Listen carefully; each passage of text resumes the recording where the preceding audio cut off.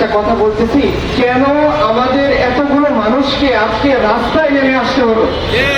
কেন আসতে হবে আমাদের রাস্তায়?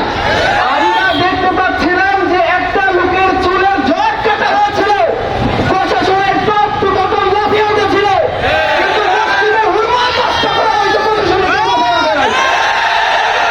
রাস্তায় আসতে হয়েছে।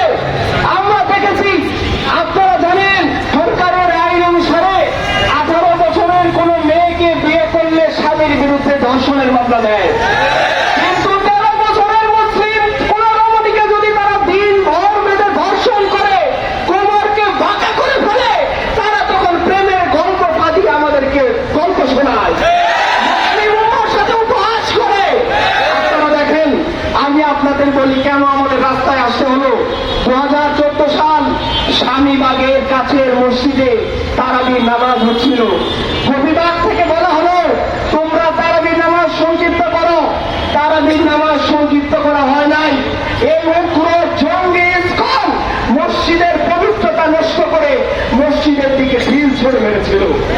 2016 সাল সিলেটের কাজল শাহ জামে মসজিদে জুমার নামাজ চলাকালীন সময়ে এই ইসকনের সদস্যরা ইচ্ছাকৃতভাবে মসজিদের কাছে লাউড স্পিকার বাজিয়ে মুসলমানদের নামাজে ব্যাঘাত ঘটিয়েছিল। আপনারা জানেন ফেসবুকে ইসকনের বিরুদ্ধে লেখালেখি করেছিল খতিব আব্দুর রহমান সাহেব। খতিব আব্দুর রহমান সাহেবকে জবাই করে এই ইসকনের সদস্যরা হত্যা করেছিল।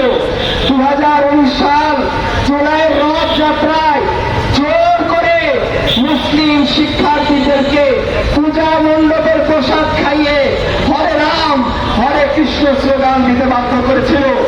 7 অক্টোবর 2019 ভোটের সবচেয়ে মেধাবী শিক্ষার্থীদের মধ্যে অন্যতম আমাদের আচার ফাহাদ রহমতুল্লাহ আলাইকে শহীদ করার নীল নকশা এঁকেছিল ইসকনের সদস্য অমিত শাহ।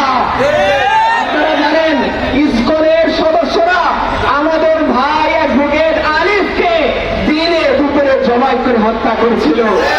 ইসকনের এই সদস্য আপনারা জানেন যে কিছুদিন আগে আপনারা দেখেছেন শ্রী শান্ত নামের এক কুলাঙ্গার, সে মুসলিম রমণীকে ড্রাগ খাইয়ে ধর্ষণ করে সেই দৃশ্য ফেসবুকে দিয়ে মজা